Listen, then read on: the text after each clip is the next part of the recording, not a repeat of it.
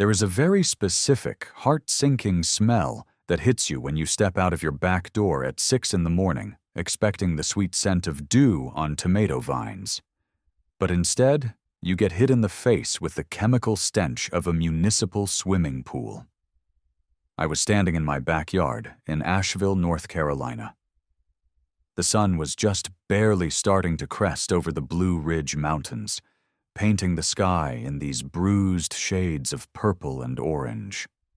The air was supposed to be crisp.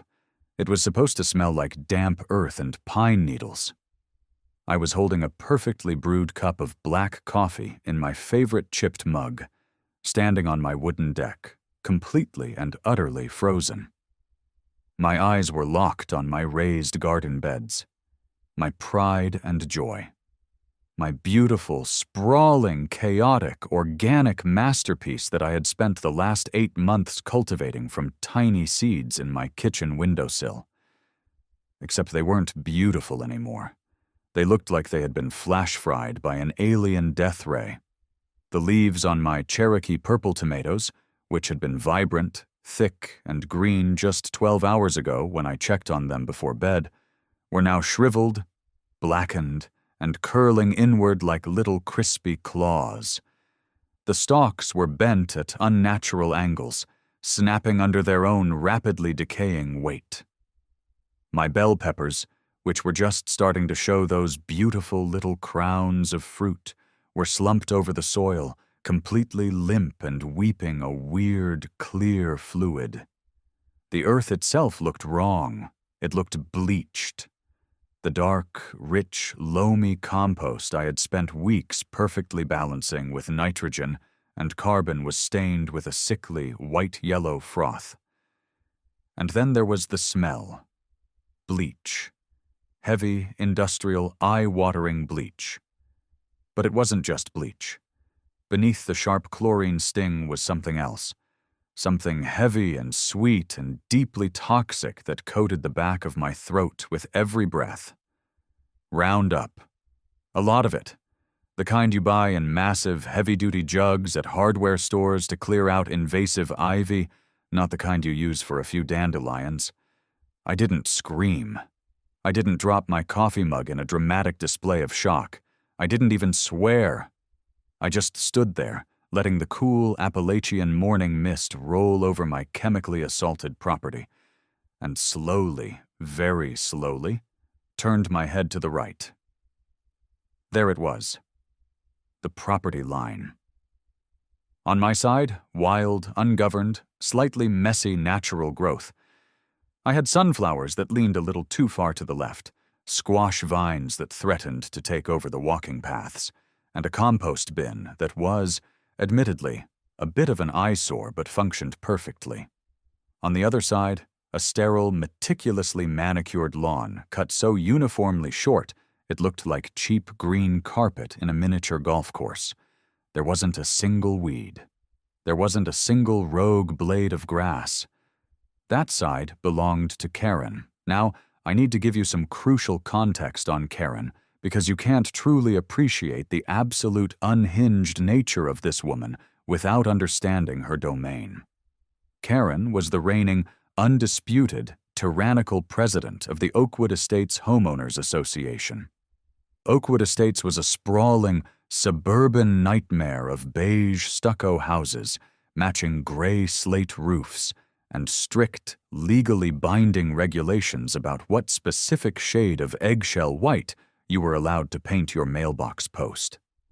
It was a neighborhood entirely populated by people who measured their grass with rulers and reported teenagers for parking an inch too far from the curb. The catch? The beautiful, glorious catch that kept Karen awake at night? I didn't live in Oakwood Estates. My house was a weird, slightly lopsided mid-century build from the 70s. It was completely independent, grandfathered into the city zoning laws decades before Oakwood Estates even broke ground, and conveniently located directly adjacent to the neighborhood's northern boundary. My property line, specifically my backyard fence, literally kissed Karen's pristine, HOA-regulated backyard. And to say my existence drove her insane would be the understatement of the century. To Karen, I was a glitch in the matrix. I was a rogue element living right on her border, completely immune to her fines, her strongly worded letters, and her authority. The hostility hadn't started with chemical warfare. It started, as these things always do, with aggressive passive aggression. Flashback to exactly 3 weeks prior. It was a Saturday afternoon. I was in the backyard, wearing a stained t-shirt and gym shorts, peacefully turning my compost pile with a rusted pitchfork. It was hard, sweaty work, but I had a good rhythm going. "You know, those vines are an absolute eyesore," a voice suddenly snapped, cutting through the quiet afternoon air. I paused, leaning on the wooden handle of the pitchfork, and looked up. Karen was standing on her pristine concrete patio, separated from my yard by a 6-foot white vinyl fence. She was wearing a matching pastel pink tracksuit that looked like it had never seen a bead of sweat in its life. Her blonde hair was sprayed into a rigid helmet that defied gravity, and she was clutching a clipboard. She was literally standing in her own backyard on a Saturday afternoon, holding a clipboard. For absolutely no reason. "Good morning to you too, Karen," I replied, wiping sweat from my forehead with the back of my arm and giving her my absolute best, dead-eyed customer service smile. "They're called heirloom tomatoes. They get a little bushy this time of year." "They look unkempt," she spat, marching right up to the fence line. She pointed a perfectly manicured finger over the vinyl edge. "And they are attracting undesirable ethnic bugs." I literally froze. I blinked once, then twice. I looked at my tomatoes. I looked back at Karen. "I'm sorry," I said, leaning closer to the fence. "Ethnic bugs? What does that even mean, Karen? Are the ladybugs speaking Spanish? Are the monarch caterpillars not Anglo-Saxon enough to cross into Oakwood Estates?" Her face immediately flushed a deep, blotchy red. "Don't you get smart with me. You know exactly what I mean. You have pests. And that compost bin is a literal health hazard. It smells like raw dirt." "Karen," I said, gesturing broadly to the ground beneath our feet. "It is a garden. It is literally supposed to smell like dirt. That is the fundamental concept of the outdoors." "It is bringing down our property values," she screeched, ignoring my logic completely. Her grip on the clipboard tightened so hard her knuckles turned white. "We have standards in this community. We have rules about visual blight. Your yard is a disgrace, and I am not going to tolerate it dragging down the aesthetic of Oakwood Estates." I sighed, dropping the pitchfork into the dirt. I walked slowly up to the fence until I was looking her right in the eyes. "Karen," I said, my voice dropping to a very slow, very deliberate cadence, emphasizing every single syllable. "I am not in your community. I do not pay your HOA dues. I did not sign your bylaws. I do not care even a fraction of a percent about your property values. And if you don't like the smell of dirt, maybe don't move to a city surrounded by the Blue Ridge Mountains. I am going to go back to my composting now. Have a highly regulated day." I turned my back on her and picked up the pitchfork.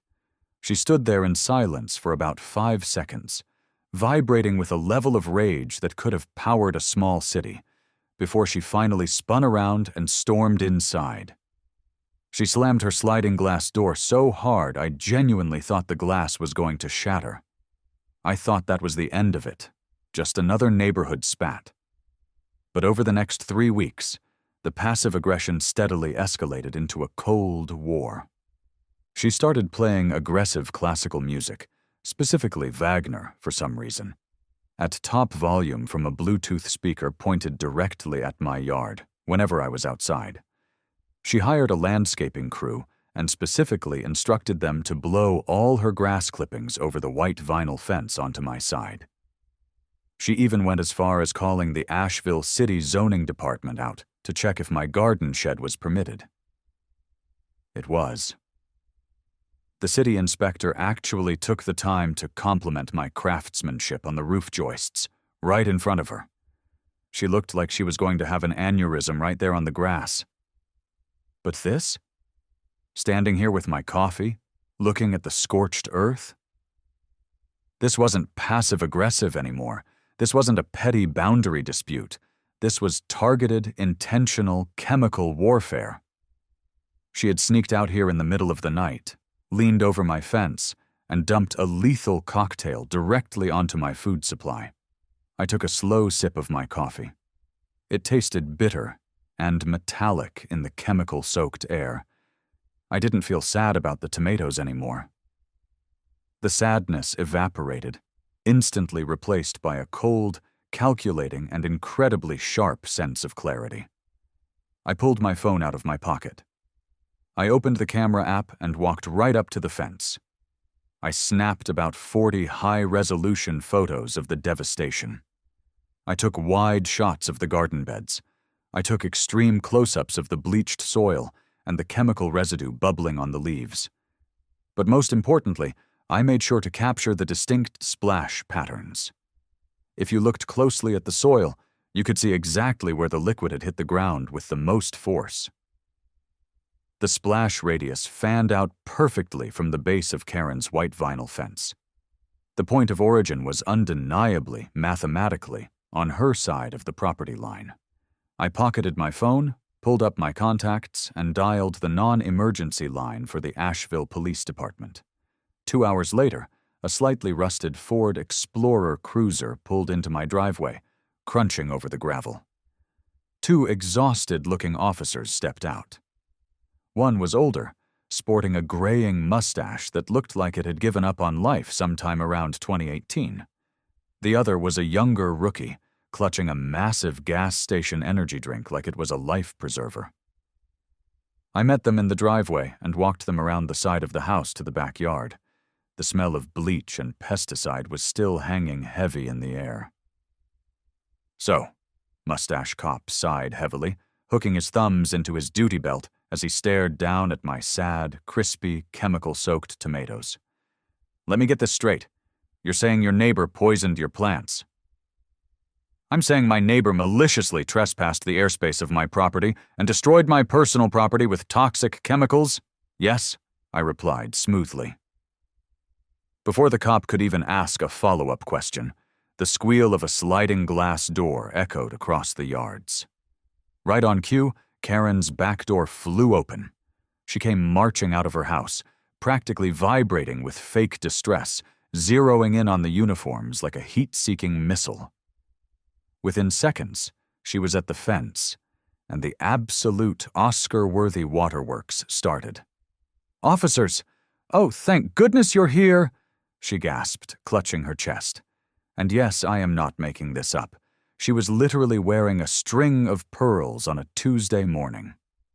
"I have been living in absolute fear, constant fear. It's been a nightmare." The younger cop blinked, taking a sudden step back as if her dramatic energy was physically pushing him. He looked at me, confused. Ma'am? This gentleman called us. Are you saying he threatened you?" "He is threatening the health and safety of this entire neighborhood," Karen shrieked, pointing wildly over the fence at my dead garden. "That whole area was infested. It was a massive breeding ground for vermin and disease. I had to take action to protect our property values. I was doing a public service for the community." I slowly turned my head. I looked at the cops. The cops looked at me. "She just confessed," I pointed out, my voice entirely deadpan. "She literally just admitted to trespassing and destroying my property." "I did no such thing!" Karen yelled, her voice pitching up an octave.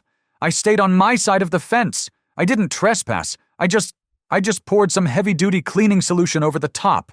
It is not a crime to sanitize the air, officer." Mustache Cop rubbed the bridge of his nose. He took a long, slow breath. He looked at the dead plants, then he looked at Karen's frantic face, and finally, he looked at me. You could practically see his brain doing the math, calculating the sheer, agonizing amount of paperwork required to arrest a screaming, pearl-clutching, middle-aged HOA president over some dead vegetables. "Look, man," Mustache Cop said to me, his voice totally flat. "It's a garden. It's some tomatoes and some peppers. I can't prove criminal intent here, and she's claiming it was an accident or, I don't know, misguided pest control. This isn't criminal. This is a civil matter. You need to take her to small claims court." "Small claims?" I echoed, my voice remaining dangerously calm. "She chemical bombed my property."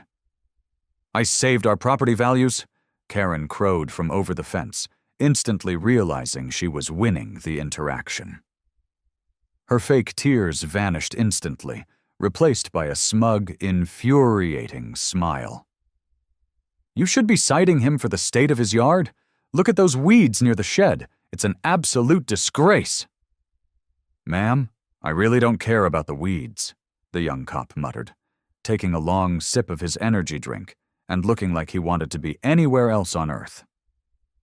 "Look, buddy, we'll write up an incident report for the property damage. We'll give you the case number. You can use it if you want to sue her for the cost of the dirt and the seeds. But we aren't locking anybody up over some tomatoes today. Have a good one." They turned in unison and walked back down the side yard toward their cruiser.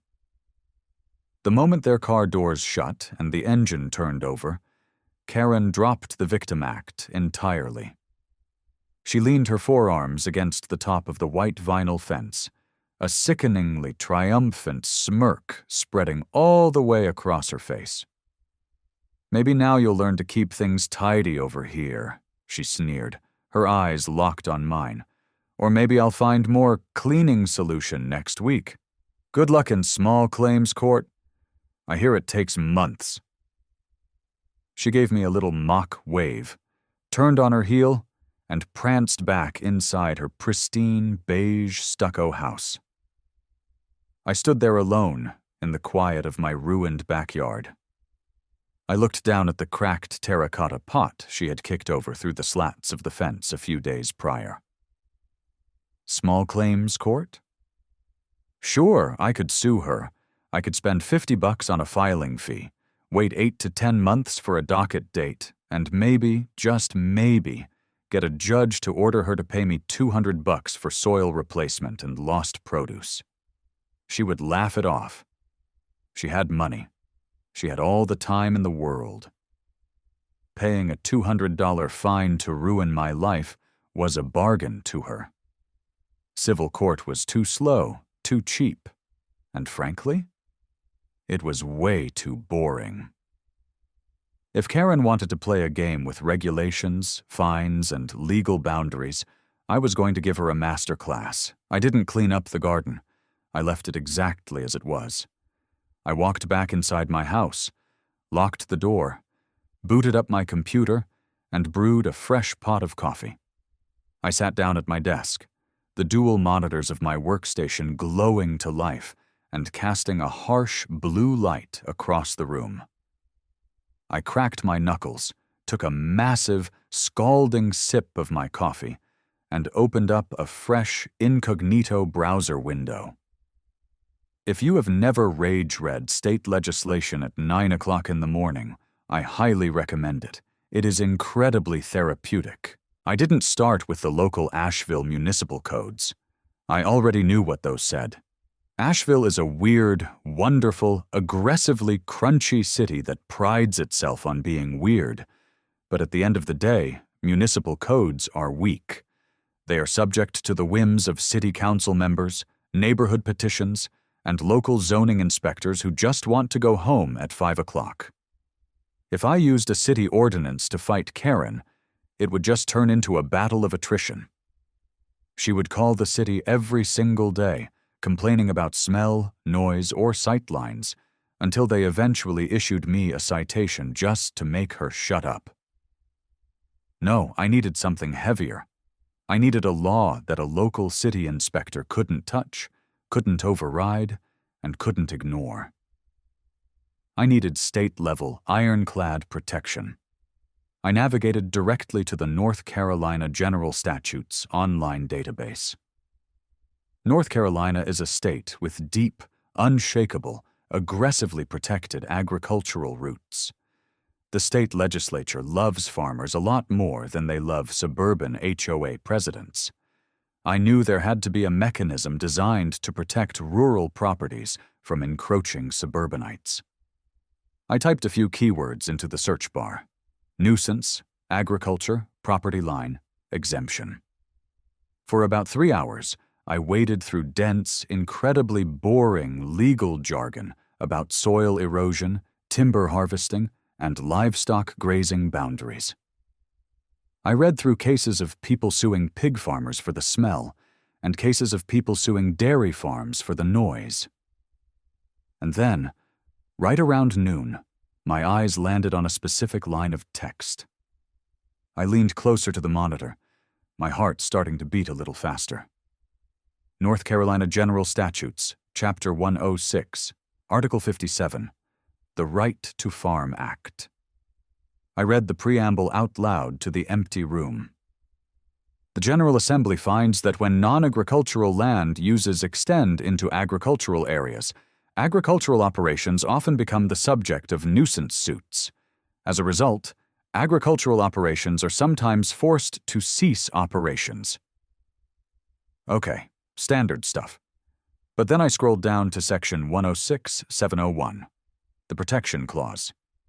No agricultural operation or any of its appurtenances shall be or become a nuisance, private or public, by any changed conditions in or about the locality outside of the operation after the operation has been in operation for more than 1 year.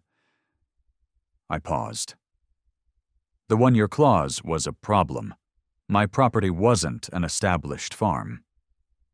But I kept reading, tracing the text with my finger. Unless the agricultural operation is operating in a negligent or improper manner. I kept digging.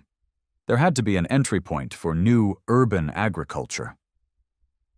I clicked over to the definitions section. What legally constitutes an agricultural operation in the state of North Carolina? The list was extensive. The commercial production of crops, timber, dairy, poultry, none of that worked. I couldn't put a cow in my backyard, and my tomatoes were officially dead. But then, nestled right between aquaculture and forestry, was the golden ticket. Apiaries, honeybees. I instantly pulled up a new tab and jumped over to the North Carolina Department of Agriculture and Consumer Services, NCDA-NCS, guidelines on apiary registration. As I read through the state apiary laws, a massive, unhinged grin slowly spread across my face. It was beautiful. It was a masterpiece of legislative loophole engineering. Under North Carolina state law, managed honeybee colonies are not classified as insects. They are not considered bugs, pests, or pets. They are legally classified as protected agricultural livestock. Because the state's agriculture relies so heavily on pollination, the state government fiercely protects beekeepers. If you register your hives with the state, you are officially operating an agricultural apiary. And here was the absolute best part.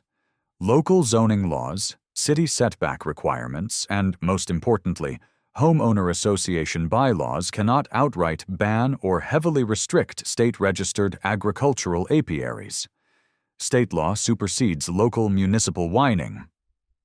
But it got better. Oh, it got so much better. I clicked on a link detailing the legal penalties for the destruction of apiaries. Because honeybees are classified as agricultural livestock, poisoning them isn't a simple property damage misdemeanor like kicking over a terracotta pot or spraying a tomato plant. It is considered the mass destruction of agricultural property. If the combined value of the destroyed livestock, including the hives, the bees themselves, and the projected revenue of the lost honey, exceeds a certain threshold, the offense is elevated. It is a felony. Karen hadn't just committed a petty neighborhood grievance. If I had bees, she would have committed an actual, serious, heavy fines and potential jail time crime. I leaned back in my desk chair, spinning a pen through my fingers. The plan was crystallizing in my head, clear and sharp and absolutely devastating. I wasn't going to replant my tomatoes. I was going to turn the 6 feet of property directly bordering Karen's pristine white fence into the most heavily populated, legally protected, state-recognized agricultural zone in Asheville.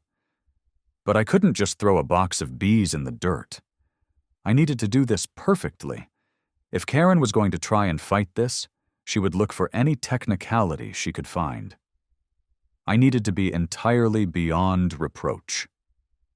I grabbed my phone and dialed the number for the North Carolina Apiary Inspection Program office in Raleigh. It rang 3 times before a woman with a thick, syrupy southern drawl answered. Department of Agriculture, Apiary Division. This is Doris. How can I help you, honey? Hi, Doris, I said, putting on my absolute best, most polite, law-abiding citizen voice. My name is Gazer. I'm calling from Asheville. I am looking to establish a new, registered apiary on my property, and I want to make sure I am following all state guidelines to the absolute letter. Well, aren't you a breath of fresh air? Doris chuckled, the sound crackling through the phone speaker. Usually people only call me after their neighbors start screaming at them. What kind of property are we talking about, Gazer? Rural, suburban, urban? Suburban, I replied.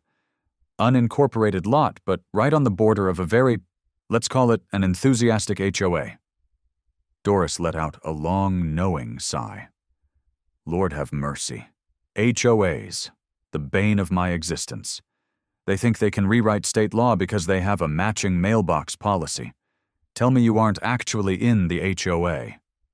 I am completely independent of them, I confirmed. My property line just borders theirs.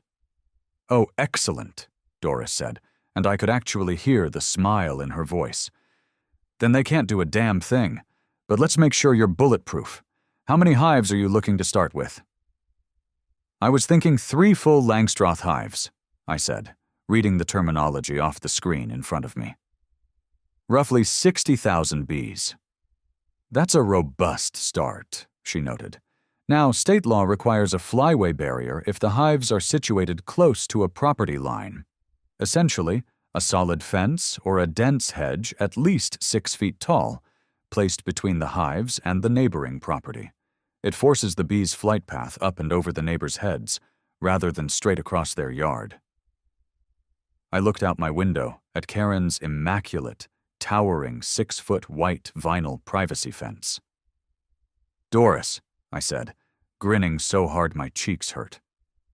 My neighbor actually just installed a perfectly solid 6-foot vinyl fence right on the property line. Would that serve as an adequate flyway barrier? It absolutely would, Doris sounded thrilled. How neighborly of them to foot the bill for your agricultural infrastructure. Just make sure your hives are situated on your side of the line. I recommend keeping them at least a few inches back, just so nobody can claim they are leaning on the fence.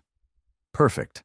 And Doris, just to be entirely clear, once I submit this registration and pay the fee, these bees are legally recognized as agricultural livestock by the state of North Carolina, correct?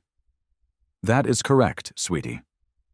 And if, hypothetically, a neighbor were to lean over that 6-foot flyway barrier and intentionally spray those state-registered hives with a lethal, commercial-grade pesticide, what would the Department of Agriculture do?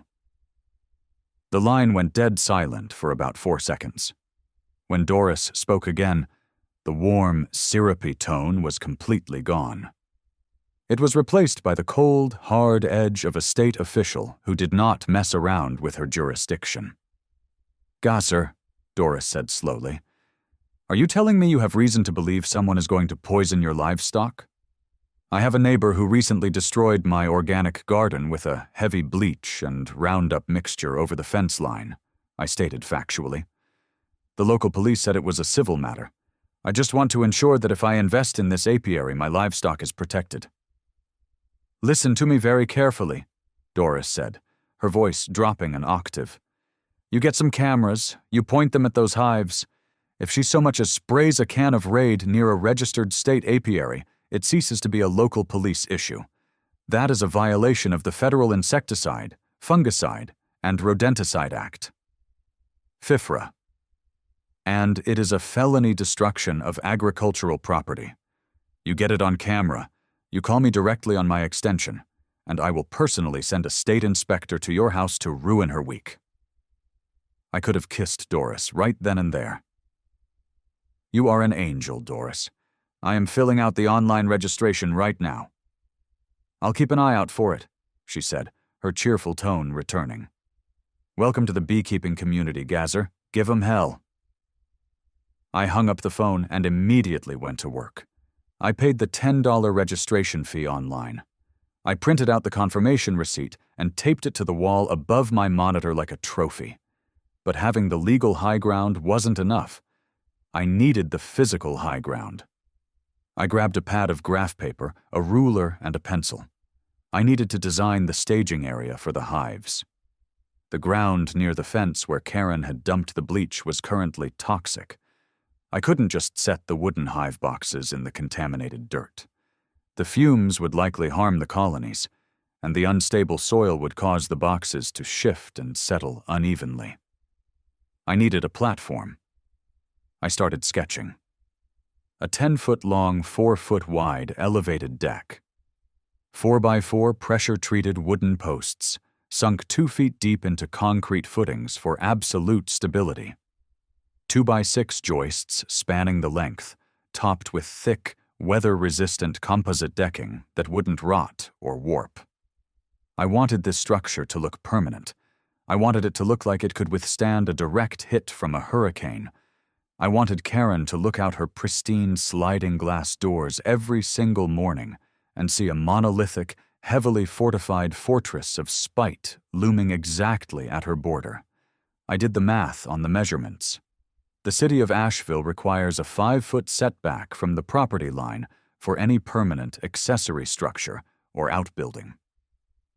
But, as I had discovered in my morning research binge, Municipal Code Section 14-2 specifically exempts agricultural equipment stands, including apiary platforms, from residential setback rules, provided they are elevated and do not obstruct drainage.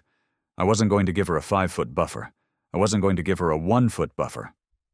I drew a hard line on the graph paper representing her white vinyl fence. I drew the platform. I labeled the gap between the two. 2.5 inches. Why 2.5 inches? Because if the platform touched her fence, she could claim it was damaging her property or applying undue structural weight, which would give her a valid reason to file a civil suit and demand it be moved. But 2.5 inches? That was undeniably, mathematically, unequivocally on my side of the property line. But it was close enough that if you sneezed on the hives, the bees would instantly enter her airspace. It was perfect. It was malicious compliance in its purest, most physical form. I had the blueprints, I had the state registration, I had the legal authority. Now I just needed the muscle to build it fast. I didn't want to build it myself. It would take me 3 weekends of sawing and hammering, and Karen would have plenty of time to rally her HOA board, harass me over the fence, and call the City Code Enforcement Office a dozen times to stall the project. I needed shock and awe. I needed this thing erected, anchored, and finished in a single afternoon while she watched in helpless horror. I opened up a local Asheville community Facebook group. It was mostly people complaining about tourists and asking for sourdough starter recipes, but there was a solid undercurrent of local tradesmen who took side jobs. I typed out a quick post. Need a crew for a rapid build outdoor platform. 10 by 4 feet, heavy load-bearing sunk footings. Needs to be built strictly to code. Immediate start, paying a premium for speed and the ability to ignore a screaming neighbor. DM me. My phone pinged literally 4 minutes later.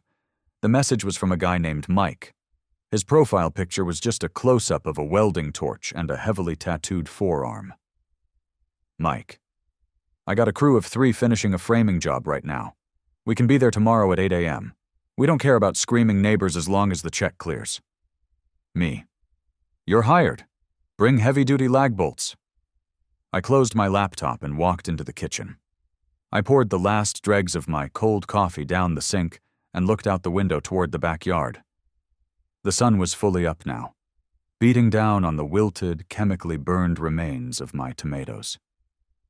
Karen's house sat there, beige and quiet, oblivious to the absolute legal firestorm I was about to rain down upon it.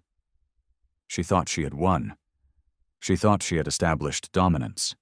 She thought she was the apex predator of the property line. She had no idea she had just kicked a hornet's nest. Or, more accurately, she had just legally invited 60,000 Italian honeybees to move in right next door. The next morning, at exactly 7:52 a.m., the absolute loudest vehicle I have ever heard in my life turned onto my street. It was a severely dented early 2000s Ford F-250 Super Duty that sounded like it had completely lost its muffler sometime during the Obama administration. It backed into my driveway, the reverse gear whining like a dying banshee, and crunched to a halt.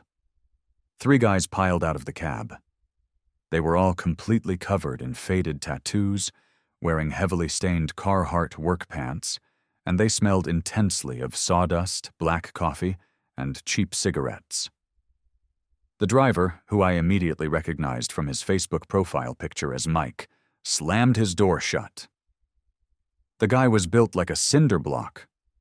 He had a massive, chaotic beard that reached his chest, a battered Stanley thermos in one hand, and a yellow tape measure clipped to his belt. I walked down the driveway to meet him. "Mike?" "That's me, boss," he grunted, shaking my hand with a grip that could have crushed a golf ball. "This is Dave and Tommy. We finished our framing job early yesterday. Figured we'd come knock this out for you. Let's see these blueprints." I handed him the graph paper sketch I had drawn up the night before. Mike unfolded it, took a swig from his thermos, and studied the lines, his thick eyebrows knitted together. "Okay," Mike muttered, tracing the dimensions with a thick, calloused finger. 10 feet by 4 feet, elevated. 6 by 6 posts, not 4 by 4s. 2 by 6 joists on 16-inch centers. Heavy lag bolts. Boss, I'm not gonna lie to you. This is insanely over-engineered for a platform. What are you parking on this thing? A forklift? A hot tub full of lead? "It's for livestock," I said completely deadpan. "State-registered agricultural livestock. 3 full Langstroth apiary hives. Roughly 60,000 honeybees." Mike slowly lowered the paper. He looked at me for a long, silent moment. Then he looked past me, toward the backyard. "Let's go look at the site," he said. I led the 3 of them around the side of the house. The morning dew was burning off, and that sharp, chemical smell of bleach and Roundup was still lingering heavily in the air above the dead tomatoes. Mike walked right up to the edge of the garden beds. He looked down at the bleached, toxic soil. Then he looked up at the pristine, towering 6-foot white vinyl privacy fence directly behind it.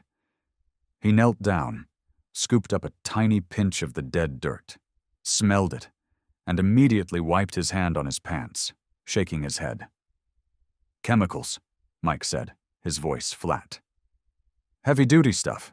Somebody nuked this soil." "Yep," I said, pointing a thumb at the white fence. "The president of the Oakwood Estates Homeowners Association. She lives right on the other side. She didn't like my organic tomatoes. Called them an eyesore." Dave, a skinny guy with a neck tattoo of a swallow, let out a low whistle. "Damn, that is cold-blooded? So you're building a bee fortress to get back at her?" "I am legally establishing an agricultural operation," I corrected him, pulling out my phone to show them the state registration receipt. "Which brings me to the most important part of this entire build." I walked over to the fence and pointed down at the grass. "I need you to sink the footings right here," I instructed, tracing an imaginary line in the air.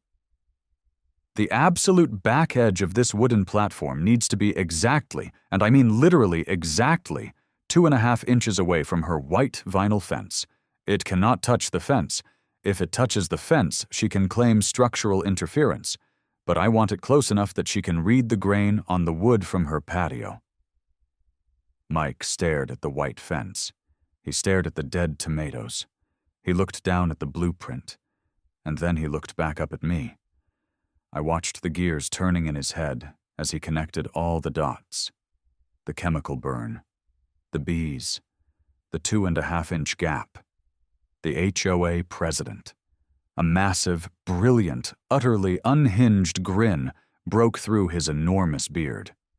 He started laughing, a deep, booming belly laugh that echoed across the quiet, suburban yards. "Oh, man," Mike chuckled, clapping me on the shoulder so hard I stumbled forward a half step. "Buddy, for the check you're writing today, I will build this thing a single millimeter from her fence, and I will personally paint a giant, middle-finger smiley face on the back of it. Dave, Tommy, unload the auger. Let's make some noise." Within 10 minutes, my backyard transformed from a quiet, depressing chemical wasteland into an absolute symphony of pure, chaotic construction noise.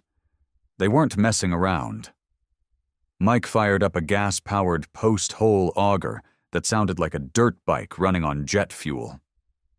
Dave backed the F-250 onto my lawn and started tossing massive, treated 6x6 posts over the tailgate, each one hitting the ground with a rib-rattling thud. Tommy pulled out a massive Milwaukee job site radio, cranked the volume dial to the absolute maximum, and started blasting 1980s Motley Crue. It was 8:15 a.m. on a Wednesday. The entire neighborhood of Oakwood Estates was probably just sitting down with their morning tea. I went up to my back deck, pulled up a lawn chair, poured myself a glass of iced tea, and waited. I knew exactly how this ecosystem worked. I knew the exact trigger points. It took exactly 14 minutes. The sliding glass door on Karen's house didn't just open. It was practically ripped off its tracks. She burst onto her patio, and honestly, she looked like she had just been electrocuted. Today's tracksuit was a dark navy blue. Her hair wasn't perfectly helmet sprayed yet. It was kind of wild on one side. She had a cordless phone gripped in her right hand like a tactical weapon. "Hey!" she screamed. She might as well have been whispering. The gas auger was currently chewing through a massive tree root, and Vince Neil was screaming through the Milwaukee speakers. None of the contractors even twitched. Karen marched right up to the white vinyl fence. She was too short to see over the top, so she had to stand on her tiptoes and yell through the tiny decorative lattice at the very top. "Excuse me, what is the meaning of this?" she shrieked, her voice completely cracking. Tommy, who was currently measuring a piece of decking with a neon green string line, finally noticed her. He tapped Mike on the shoulder and pointed at the fence. Mike killed the engine on the auger.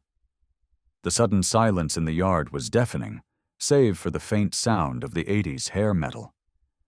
Mike wiped sweat off his forehead with the back of his heavy leather glove. He walked up to the fence, looming over it like a lumberjack staring down a very angry, navy blue Smurf. "Can I help you, lady?" Mike asked, his voice a deep rumble. "What are you doing?" Karen demanded, her face already turning that blotchy, furious magenta color I was coming to know and love. "Who authorized this construction? You are operating heavy machinery before 9 a.m., and you don't have HOA approval for whatever this eyesore is." Mike looked back at me, sitting on the deck with my iced tea. He winked. Then he turned back to Karen. "Ain't in your HOA, lady," Mike said casually, picking up a massive drill. "We're private contractors. We start when the sun's up." "You can't build that close to the property line," she screamed, pointing a finger through the lattice. "I know the zoning laws. That is a permanent structure. You are violating the 5-foot residential setback limit. I am calling code enforcement right this second, and I am having this entire project shut down." I leaned forward in my lawn chair. "Please do, Karen. The number for the Asheville Code Enforcement Dispatch is 5555-0199. I think they open at 8:30. Tell them to bring a really accurate tape measure." She shifted her glaring eyes from Mike to me. If looks could literally kill, I would have spontaneously combusted on my deck. "You think this is funny?" she hissed, her voice shaking with absolute rage. "You think you can just build a junk pile on my border to spite me? You're going to be paying thousands of dollars in fines by the end of the day. I am going to have the city tear that down and bill you for the demolition." "Okay, Karen," I smiled, taking a long, loud sip of my iced tea. "I look forward to it. Dave, how's that concrete mixing coming?" "Almost ready, boss," Dave yelled back, dumping a bag of Quikrete into a wheelbarrow. Karen let out a sound that was half scream, half growl, and stormed back into her house, slamming the door so hard the glass physically vibrated in the frame. "She seems nice," Tommy muttered, firing up a circular saw. "Like, really zen." "Keep the posts perfectly plumb, boys," Mike chuckled. "Let's give the city inspector something pretty to look at." The crew worked with terrifying efficiency. By 10:30 a.m., the concrete footings were set, the massive 6x6 posts were anchored, and the heavy 2x6 joists were being locked into place with giant galvanized steel lag bolts. The structure was an absolute tank. You could have parked a Ford F-250 on it, and it wouldn't have creaked. And true to Mike's word, he had run a neon green string line perfectly parallel to the white vinyl fence. The back edge of the framing was hovering exactly, flawlessly, 2.5 inches away from Karen's property line. At 11:15 a.m., a white Ford Ranger with the official City of Asheville municipal seal on the door pulled up in front of my house. I walked down the driveway to greet him. The inspector stepped out. His name tag said Greg. He looked like a man who had been dealing with angry homeowners for 30 years and was desperately counting down the days until his pension kicked in. He was wearing a faded polo shirt, a white hard hat, and carrying a metal clipboard. "Morning," Greg sighed, sounding exhausted before we had even shaken hands. "Are you the property owner?" "I am," I said cheerfully. "Right. Well, I got a frantic call. Actually, I got 3 frantic calls in the span of an hour. From your neighbor over there in Oakwood Estates. She's claiming you are erecting an unpermitted, non-compliant, permanent outbuilding directly on the property line, in flagrant violation of residential setback codes." Greg adjusted his hard hat and squinted towards the backyard. "She also claimed you were intentionally creating a public health hazard." "I am doing no such thing, Greg," I said smoothly. "Come on back, I'll show you." As soon as Greg and I walked around the side of the house, Karen's sliding door flew open again. She must have been standing right behind the glass, just waiting for the city truck to arrive. She practically sprinted across her patio to the fence line. "Inspector, thank God you're here," she crowed, her voice dripping with triumphant vindication. She pointed dramatically at the wooden platform. Look at this illegal monstrosity. It's inches from my fence. Shut it down. I want them cited, and I want it dismantled immediately." Greg walked up to the platform. He pulled a heavy metal tape measure off his belt. He hooked the end of it to the white vinyl fence and extended it to the edge of my new wooden framing. 2.5 inches, Greg mumbled to himself. He looked at the massive lag bolts and the perfectly spaced joists. "Good craftsmanship, I'll give you that. But she's right about the setback, buddy. Municipal residential code requires a 5-foot clearance from the property line for any permanent accessory structure, shed, or raised deck." Greg pulled a pen out of his pocket and clicked it open, resting it on his clipboard. "I'm going to have to issue a stop work order today. You'll need to pull the footings and move it back." "Ha!" Karen barked from over the fence. I told you! You can't mess with Oakwood Estates! Have fun digging up all that concrete, you absolute fool!" I didn't lose my smile. I didn't even blink. I just reached into the back pocket of my jeans and pulled out a neatly folded thick manila envelope. "Greg," I said politely, ignoring Karen entirely, "I completely agree with you regarding standard residential accessory structures. However, this is not an accessory structure. It is not a deck. It is not a shed."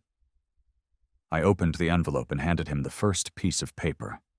It was printed on thick, official state letterhead, featuring a massive gold seal from the North Carolina Department of Agriculture. "This," I continued, tapping the paper, "is my officially approved, time-stamped, active state apiary registration. As of this morning, this property is legally recognized by the state of North Carolina as a functioning agricultural operation." Greg paused. He lowered his pen. He took the paper and read it. His eyebrows slowly crept up his forehead. "Okay," Greg said slowly. I handed him the second piece of paper. "And this," I said, my voice projecting just loudly enough to make sure Karen heard every single syllable, "is a direct printout of Asheville Municipal Code Section 14.2, Paragraph C. As you know, local zoning ordinances provide strict exemptions for state-recognized agricultural operations. Specifically, Paragraph C states that agricultural equipment stands, including apiary and hive platforms, are entirely exempt from standard residential setback requirements, provided they are elevated to prevent standing water and do not obstruct municipal drainage." I crossed my arms and looked at Greg. "So, as you can see, I am not building an unpermitted deck. I am building a legally exempt state-registered agricultural apiary stand, exactly 2.5 inches from the property line, entirely within my legal rights." The silence in the backyard was absolute perfection. The only sound was the faint hum of traffic a few streets over, and the squeak of Greg's work boots as he shifted his weight. Greg looked at the state registration. He looked at the municipal code printout. He looked at the heavy-duty wooden platform. Then, very slowly, Greg looked over the fence at Karen. Karen's mouth was hanging open. She looked like a fish gasping for air. Her eyes were darting rapidly between me, the paperwork in Greg's hands, and the platform. That's a lie," Karen stammered, her voice suddenly very small. "He's lying. He's just trying to build a junk pile to spite me. You can't let him do this. He's bringing bees into a residential neighborhood? What if I'm allergic?" Greg let out a long, heavy sigh. He clicked his pen shut and clipped it back to his shirt pocket. He handed the papers back to me. "Well," Greg said, his voice completely devoid of any sympathy for Karen, "the paperwork is perfectly in order. The state seal is valid, and he is absolutely correct about the Section 14.2 exemption. He doesn't need a setback for an apiary stand." "What?" Karen shrieked, her hands gripping the top of the vinyl fence so tightly her knuckles were white. "You have to shut this down. I am the HOA president. I demand you issue a citation." Greg looked at her, entirely unimpressed. "Ma'am, you are the president of the HOA on that side of the fence. This side of the fence is now a state-recognized agricultural zone. I have literally zero jurisdiction here. The city has zero jurisdiction here. If you have a problem with his state-approved livestock, I suggest you take it up with the Department of Agriculture in Raleigh." Greg turned back to me and tipped his hard hat. "Like I said, nice craftsmanship on the joists. Make sure you seal the wood before the winter hits. Have a good one." Greg turned around and walked back down my driveway. He didn't even look back as he climbed into his white city truck and drove away. Karen was physically shaking. She stared at the platform. Then she stared at me. The smug, triumphant sneer she had been wearing for the past 3 weeks was completely gone, replaced by a look of absolute, unadulterated panic. "You think you're so smart," she hissed, though her voice was trembling so badly it lacked any real venom. "You think you can just bring a swarm of flying pests into my life and get away with it? You think I'm going to let you ruin my backyard?" I walked right up to the fence line. I looked her dead in the eyes. "They aren't pests, Karen," I said softly, enunciating every word. "They are protected agricultural livestock, and they arrive on Friday. Have a blessed day."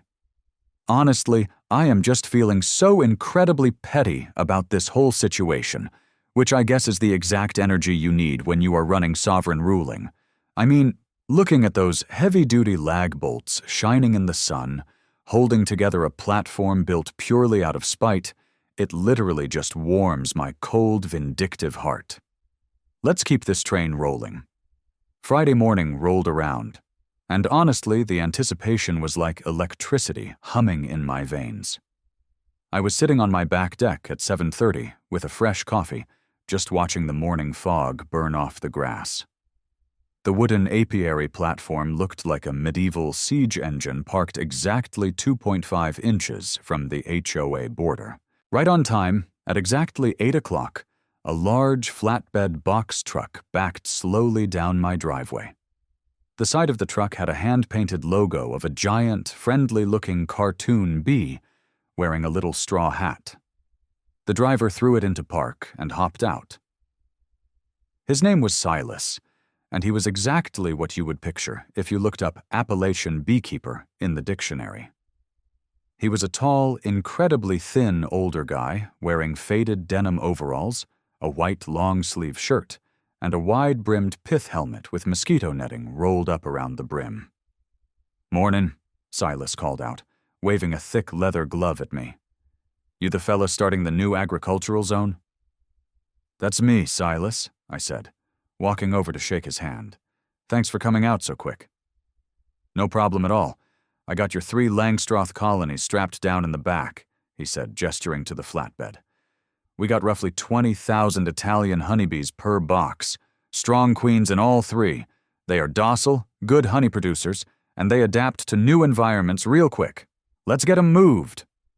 We dropped the tailgate. Sitting there were 3 massive multi-tiered wooden boxes, painted a bright, cheerful yellow. Even over the idling engine of the truck, you could hear it. A deep, resonant, vibrating hum. It sounded like a massive living engine idling inside the wood. I threw on a spare protective veil Silas handed me, just as a precaution, and we each grabbed a side of the first heavy box. "So, where are we putting the girls?" Silas asked, as we carried the first colony around the side of the house. "Right back here," I said, nodding toward the fortress, "on the platform, facing my yard." Silas took one look at the heavily reinforced deck, then looked at the dead, chemically burned tomatoes, and finally, he looked at the massive white vinyl privacy fence, looming a literal fraction of an inch behind the platform. He carefully set his side of the hive down on the wood and pushed his hat back on his head. "Son," Silas said, a slow, knowing grin spreading across his weathered face. "I have been selling bees for 35 years. I have set up apiaries on farms, on rooftops, and in state parks. This is, without a doubt, the most aggressively positioned apiary I have ever seen in my entire life. I am a very passionate agriculturalist," I said, perfectly deadpan. "I can see that," Silas chuckled, shaking his head. "Well, let's get the other 2 boxes." By 9 o'clock, all 3 hives were perfectly aligned on the platform. Silas unsealed the front entrance reducers, allowing the bees to finally exit the boxes. It was literally mesmerizing. Thousands of little golden bodies began pouring out of the slots, taking flight in chaotic, swirling loops as they started to orient themselves to their new home. They didn't swarm aggressively. They just sort of drifted around the backyard like a living cloud of gold dust. "All right," Silas said, pulling off his leather gloves. "They're going to spend the next 24 hours mapping the area. They need nectar, pollen, and most importantly, water. Bees use water to cool the hive. You got a bird bath or a creek nearby?" "I set up a shallow bird bath with some pebbles in it right over there," I said, pointing to a small concrete basin near my deck. Silas nodded. "That's good." But honestly, if there is a stronger water source nearby, they might prefer it, especially if it's heavily mineralized or chlorinated. For some reason, honeybees absolutely lose their minds over the smell of chlorine. They will bypass fresh water to drink out of a swimming pool every single time. I slowly turned my head and looked over the top of the white vinyl fence. On the other side, just out of sight, but definitely within flight range, was Karen's sparkling, heavily chlorinated in-ground swimming pool. I looked back at Silas. I tried to suppress the massive, evil grin spreading across my face, but I completely failed.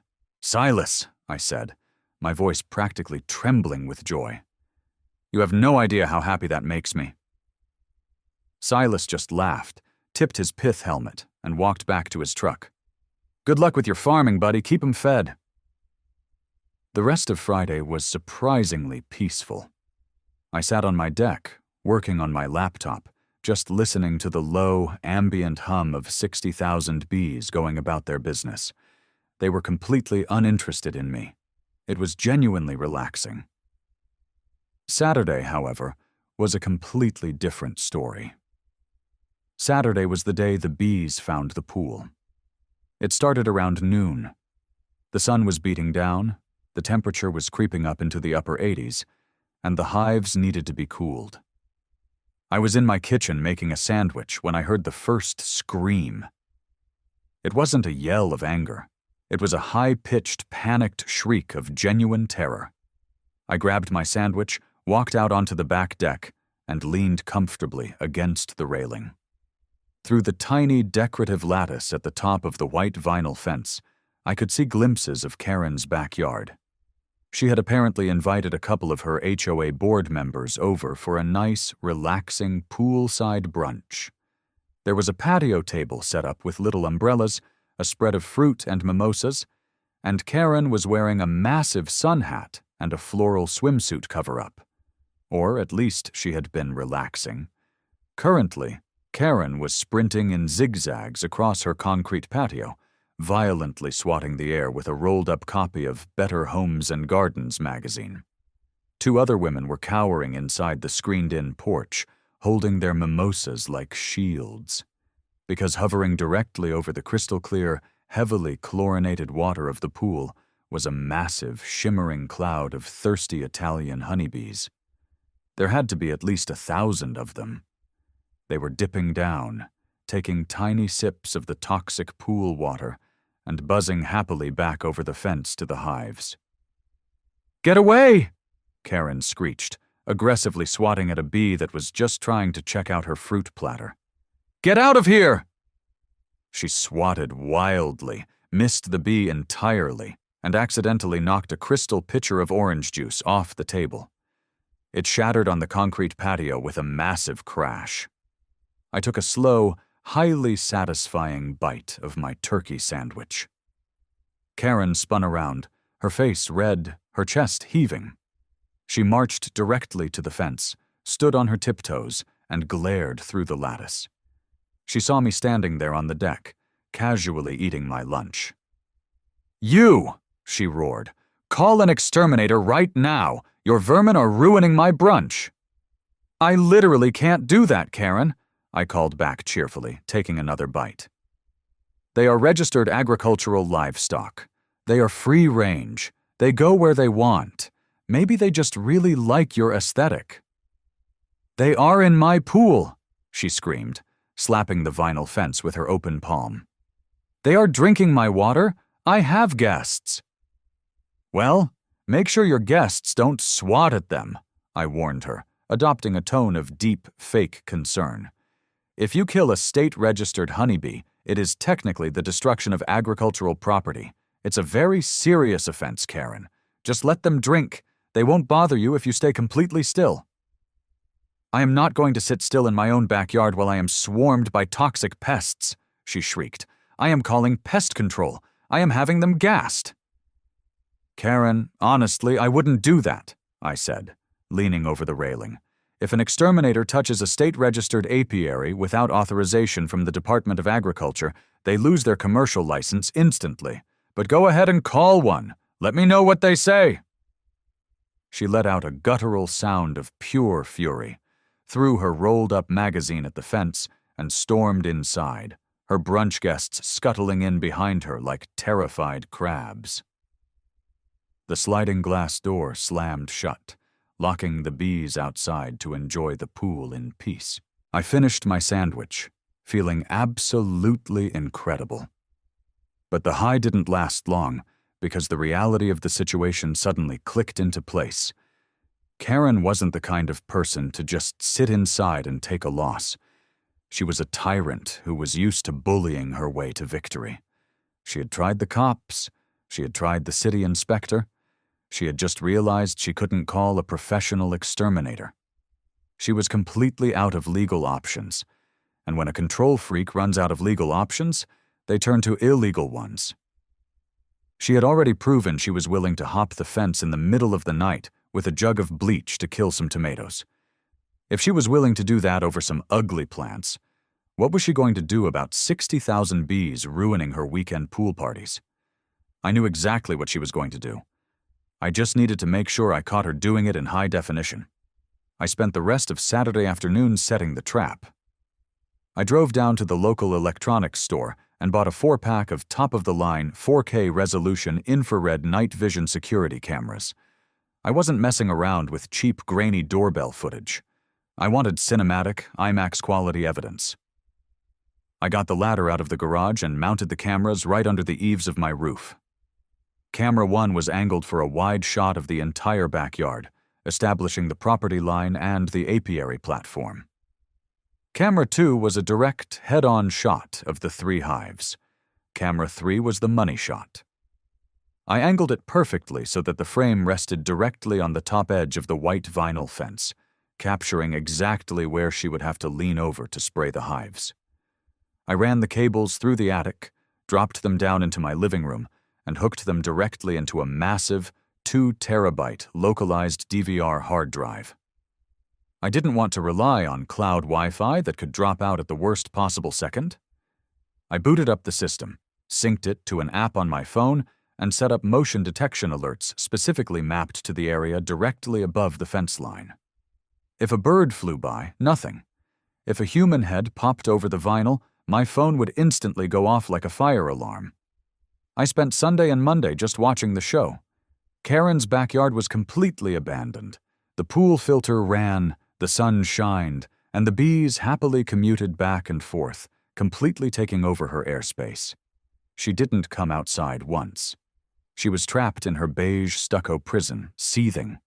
By Tuesday night, the tension was so thick you could cut it with a chainsaw. I knew she was at her breaking point. I went to bed around midnight, leaving my phone on the nightstand with the volume cranked to maximum. I lay there in the dark, staring at the ceiling, just waiting. I didn't have to wait long.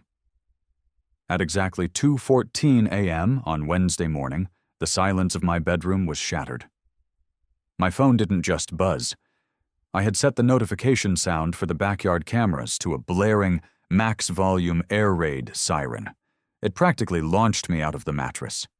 I slammed my hand down on the nightstand, grabbed the phone, and frantically swiped away the lock screen, my heart hammering in my chest like I had just run a dead sprint. Motion detected. Camera 3, fence line. I sat up, the harsh blue light of the screen illuminating the dark room. I tapped the notification and pulled up the live feed. The 4K, military-grade infrared night vision bathed my backyard in a crisp, incredibly sharp grayscale. I could see individual leaves on the oak tree blowing in the wind. I could see the grain of the wood on the apiary platform. And, creeping slowly up the other side of the white vinyl fence, I could see a shape. It was Karen. But honestly, if I hadn't known it was her, I would have thought I was watching footage of a low-budget horror movie villain. She wasn't wearing her usual pastel tracksuit. It was late July in North Carolina, meaning the temperature at 2 a.m. was still a humid 75 degrees. Despite this, Karen was wearing a massive, heavy winter parka. She had a thick black ski mask pulled down completely over her face, with only her eyes visible. And in a stroke of absolute, unhinged genius, she had taken heavy-duty black contractor trash bags and literally duct-taped them around her arms and torso like some kind of deranged, crinkling suburban hazmat suit. She looked absolutely ridiculous. But the object she was hoisting in her right hand wasn't funny at all. It was a massive, cylindrical, commercial-sized aerosol can. It was easily twice the size of a standard can of Raid. It had a long, specialized red spray nozzle attached to the top. I recognized the shape instantly from my days working maintenance. It was commercial-grade, heavy aerosol wasp and hornet killer. The kind of neurotoxin designed to shoot a thick, concentrated stream of paralyzing foam up to 20 feet in the air. The kind you use to take out massive, dangerous nests from a safe distance. The kind that is strictly regulated. I held my breath, staring at the screen. She was crossing the Rubicon. She was literally committing a felony on 4K camera. On the screen, Karen braced her trash bag-covered stomach against the top of the vinyl fence. She leaned heavily over the property line, her upper body completely crossing into my airspace. She aimed the long red nozzle directly downward, pointing it point-blank at the entrance slot of hive number 1. She pressed the trigger. Even without sound on the feed, the violence of the spray was obvious. A thick, heavy stream of chemical foam blasted out of the can like a fire hose. It coated the front of the yellow wooden box in a thick, dripping, toxic sludge. She didn't stop there. She held the trigger down, sweeping her arms in a wide, frantic arc. She blasted Hive 2. She blasted Hive 3. She coated the wooden platform, the entrance reducers, and the bottom boards. The infrared camera picked up the immediate aftermath. Hundreds of bees, confused, choking, and dying, began to pour out of the hive entrances. They didn't fly. Their nervous systems were instantly paralyzed by the neurotoxin. They just tumbled out of the slots, dropping onto the wooden deck in a writhing, grayscale mass. Karen emptied at least half the industrial can in one continuous 10-second burst. She finally released the trigger, gave a visible, satisfied heave of her shoulders, and dropped back down behind the fence. The crinkling of her trash bag suit faded into the night. I didn't yell. I didn't run outside to confront her. I didn't turn on a single light in the house. I just sat there in the dark, the glow of the phone reflecting in my eyes, and smiled a slow, cold smile. I backed out of the live feed, accessed the DVR archive, and immediately downloaded the 3-minute clip. I saved it locally to my phone. I emailed it to myself. I uploaded it to a secure cloud drive. I uploaded it to a backup cloud drive. I made absolutely 100% sure that no matter what happened, that video was immortalized. Then, I put the phone back on the nightstand, rolled over, and went to sleep. I wanted to be well rested for the absolute hellfire I was going to unleash in the morning. I woke up at 7 a.m. I put on a pot of coffee, threw on some jeans, and walked out the back door. The reality of the damage was far worse in full color than it had been in infrared. The stench hit me before I even stepped off the deck. It was a sharp, acrid, intensely chemical smell that burned the inside of my nostrils. It smelled like poison. I walked over to the apiary platform. The front of the bright yellow Langstroth hives was stained with thick, greasy, dried white foam. And the deck was a graveyard. Thousands upon thousands of golden Italian honeybees lay dead on the wood. They were piled up in thick drifts directly beneath the entrances.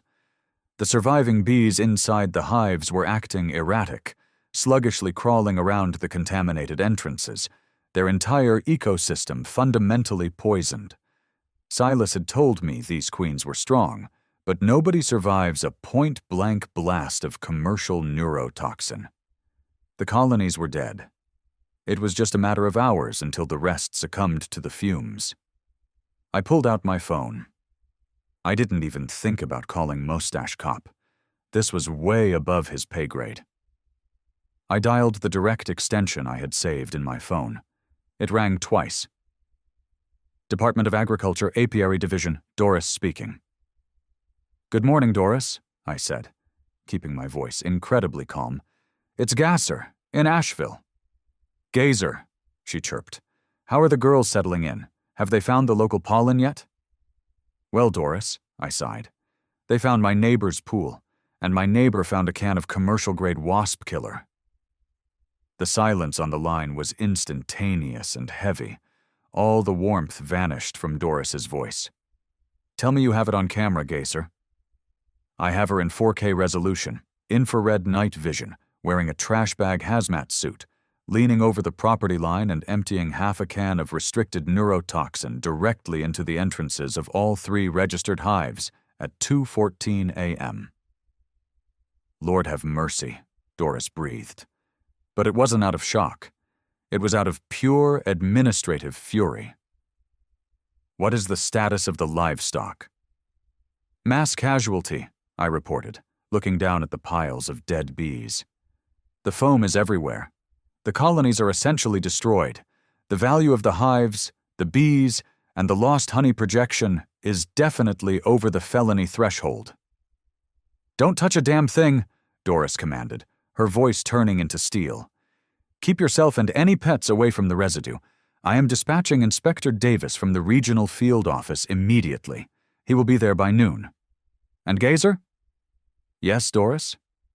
I am patching this call through to the regional office of the Environmental Protection Agency right now, because applying a restricted commercial pesticide in a manner inconsistent with its labeling, especially to destroy an agricultural apiary, is a direct violation of the Federal Insecticide, Fungicide, and Rodenticide Act.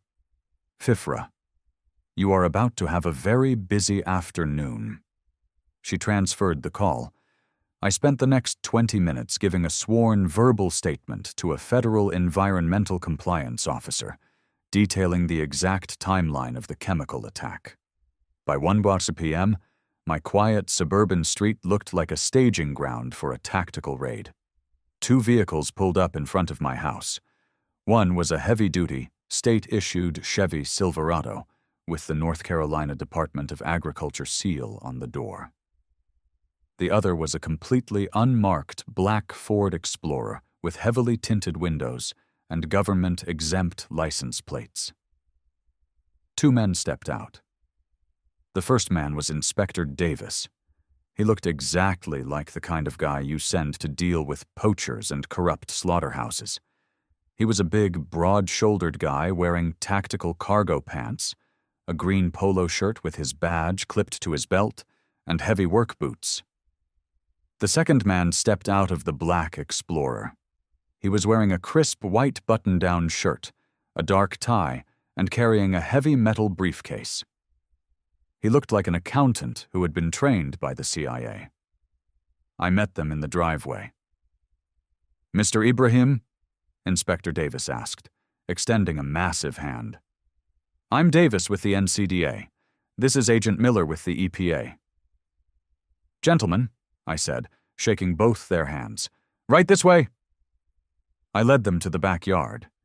As soon as we rounded the corner, Agent Miller stopped dead in his tracks. He sniffed the air, his eyes narrowing. Cypermethrin, or possibly pralethrin, Miller muttered, instantly identifying the chemical compound just by the smell. Highly restricted, highly toxic to aquatic life and bees. They walked up to the platform. Davis let out a low whistle as he surveyed the sheer volume of dead bees. He pulled out a pair of blue nitrile gloves, snapped them on, and gently picked up a dead bee from the pile. He examined the greasy white residue on its wings. Miller opened his metal briefcase. He pulled out several glass vials, a package of long cotton swabs, and a digital camera. I'm going to need to take residue samples for toxicology, Miller said, moving methodically toward the hives. I need to confirm the exact chemical makeup of the agent used, but based on the spray pattern and the foam density, this is absolutely a commercial-grade aerosol, likely restricted for unlicensed residential use. I have the video ready for you, gentlemen, I said, handing my iPad to Inspector Davis. Davis took the tablet and hit play. Agent Miller stepped back from the hives to watch over Davis's shoulder. They watched in total silence as Karen, in her crinkling trash bag armor, hoisted the massive can of wasp killer over the fence and absolutely drenched the hives. Davis paused the video right when the nozzle flashed in the infrared light. He zoomed in on the can. "Yep," Davis said, his voice a low rumble. "That's a felony destruction of agricultural property, clear as day." "And a blatant FIFRA violation," Miller added, pushing his glasses up his nose. Section 12A, 2G. Use of a registered pesticide in a manner inconsistent with its labeling. The civil penalty for a single violation of this magnitude can reach up to $20,528. Given she sprayed 3 separate hives, we could arguably cite her for 3 separate applications. "Over 60 grand in federal fines," Davis noted, handing the iPad back to me, "plus the felony property damage charge, restitution to the owner, and the state-mandated hazardous material cleanup fees. She really didn't like these bees, did she?" "She was very protective of her property values," I noted dryly. "Well," Davis said, unstrapping a heavy clipboard from his belt, "let's go talk to her about her property values. Is she home?" "Oh, she's home," I smiled. "In fact, I bet if we just stand near the fence and talk loudly, she'll come right out." Davis and Miller walked right up to the 2.5-inch gap separating my platform from Karen's white vinyl fence. "Agent Miller," Davis said loudly, his voice booming across the quiet yards, "make sure you bag a large enough sample of that toxic foam. The state attorney is going to want indisputable evidence for the felony indictment." "Copy that, Inspector Davis," Miller replied, his voice equally loud and crisp. "I've got the swab. This is a massive federal violation." It took exactly 8 seconds. The sliding glass door on Karen's house violently ripped open. She marched out onto her patio. She was wearing a matching lavender tracksuit today, completely oblivious to the fact that her entire life was about to be financially and legally dismantled. She saw the 2 men in official gear standing near the fence, and she instantly puffed up with absolute arrogant vindication. She thought they were city inspectors. She thought I had finally been busted. "Excuse me," she yelled, marching right up to the lattice top of her fence. "Are you finally here to remove this hazard? I called the city a week ago. This man is harboring a public nuisance. Those pests ruined my brunch." Inspector Davis didn't flinch. He slowly looked up from his clipboard. He locked eyes with her through the lattice. He didn't look tired like Mustache Cop. He didn't look bored like Greg the city inspector. He looked like the Grim Reaper wearing a polo shirt. "Ma'am," Davis said, his voice dropping into an authoritative, no-nonsense baritone. "Are you the owner of this adjacent property?" "Yes, I am," Karen crowed, crossing her arms. "And I am the president of the Oakwood Estates Homeowners Association. I demand you remove these bug boxes immediately. They are diseased." "Ma'am, I am Inspector Davis with the North Carolina Department of Agriculture. This is Agent Miller with the Federal Environmental Protection Agency." Karen's smug smile faltered slightly. "Agriculture? EPA? I don't care who you are. They are a nuisance." "Ma'am," Davis continued, stepping closer to the fence, "at approximately 2:14 a.m. this morning, did you put on a winter coat and a ski mask, lean over this property line, and discharge a commercial-grade chemical pesticide directly onto this state-registered apiary?" Karen scoffed, waving her hand dismissively, though her voice wavered just a fraction. "I have absolutely no idea what you're talking about. I was asleep in my bed. If those disgusting pests died, it's because they were diseased, which is exactly why they shouldn't be here in the first place." Davis didn't argue. He didn't raise his voice. He simply reached into his pocket, pulled out his smartphone, and opened the video file I had texted him. He held the screen up to the lattice, right in front of Karen's face. The bright screen played the 4K night vision footage. Clear as day. The trash bags, the parka, the massive can of toxic spray. Karen's mouth dropped open, all the color instantly, violently drained from her face, leaving her looking like a chalk outline. Her eyes went completely wide, darting from the screen to Davis's badge, and then to Agent Miller, who was currently holding up a clear plastic evidence bag containing a swab of the white foam. That could be anyone, Karen stammered, taking a weak step back from the fence. You can't prove that was me? It's dark. Ma'am, Agent Miller stepped forward, his voice clinical and devastating. We have the footage establishing point of origin from your property. We have the chemical residue on the hives. We will be requesting a warrant to search your garage for the canister. Under the North Carolina Right to Farm Act, you have committed felony destruction of agricultural property. Karen's knees actually buckled. She reached out and grabbed the top of the vinyl fence just to keep from collapsing onto her pristine patio.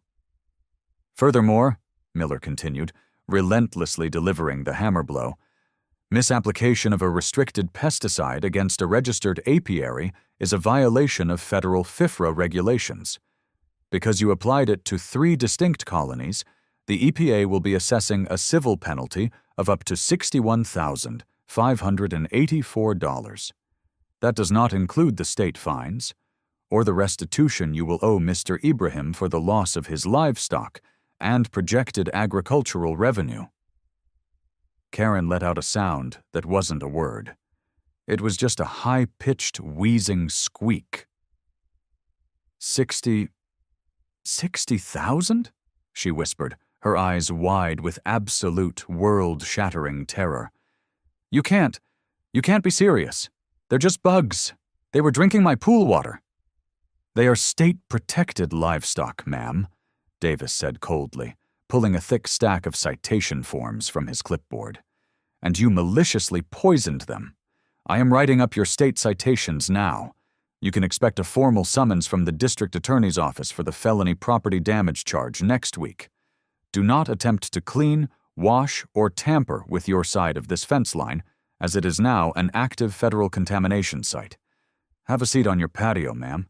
This paperwork is going to take a while. I stood on my deck, leaning comfortably against the railing with my arms crossed, watching the absolute, glorious destruction of Oakwood Estate's biggest tyrant. She didn't scream. She didn't yell about property values. She didn't threaten to call the police. She just slowly sank into one of her expensive patio chairs, put her face in her hands, and started to hyperventilate. The realization had hit her like a freight train. Her obsessive, desperate need to control everything around her had just cost her more than the down payment on her house, and she was staring down the barrel of a felony record. The fallout over the next few months was spectacular. It was a masterclass in total legal annihilation. Because Karen was formally charged with a felony, the Oakwood Estate's HOA bylaws, the very bylaws she had weaponized against her neighbors for years, mandated her immediate removal from the board. She was stripped of her presidency in a humiliating emergency meeting. Then came the bills. The EPA didn't hit her with the maximum fine, but they still levied a staggering $35,000 penalty for the FIFRA violations. The state hit her for another $10,000 in agricultural destruction fines. The judge ordered her to pay me $4,500 in direct restitution for the cost of the hives, the bees, and the lost honey revenue. And, to add insult to injury, the state environmental department forced her to hire a specialized hazmat crew to come out and professionally strip and sanitize the topsoil along her side of the fence where the overspray had landed. Within 4 months, a "for sale" sign popped up in Karen's perfectly manicured front yard. She couldn't afford the fines, the lawyers, and the HOA fees all at once. The community she had ruled over turned their backs on her. She sold the house at a slight loss, packed up her pastel tracksuits, and moved away quietly in the middle of November. As for me, I took that $4,500 in restitution money, and I reinvested it into the farm. I bought 4 new, top-of-the-line Langstroth hives. I painted them a beautiful, vibrant blue. Silas came back out with 80,000 new Italian honeybees, and we set them up on the perfectly sanitized, legally untouchable fortress platform.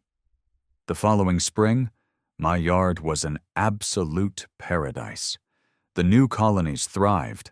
My garden, newly planted in fresh, unpoisoned soil, exploded with life. The Cherokee purple tomatoes were the size of softballs. The bees hummed peacefully in the background, a constant, soothing reminder of victory. In late July, exactly 1 year after the chemical attack, I did my very first extraction. It was a massive haul. I harvested nearly 50 pounds of thick, golden, perfectly sweet honey. I bought a crate of small glass mason jars. I bottled the honey, sealing them with tight lids. Then, I sat down at my computer and designed a custom label. It featured a beautiful, hand-drawn illustration of a single honeybee resting peacefully on the top of a white vinyl fence. The name of the honey, printed in elegant, cursive font: Karen's Tears. I took a folding table down to the Asheville farmers market on a Saturday morning. I set up my jars, priced them at $12 a pop, and told every single person who stopped by the booth the story of the HOA president who tried to fight the federal government over some bugs. I sold out completely in 2.5 hours. And that, folks, is why you never ever bring weed killer to a federal livestock fight. Always know your local statutes, never mess with a man's tomatoes, and remember, sometimes the absolute sweetest revenge you can get is quite literally just honey. Have fun with this one. It's a ride.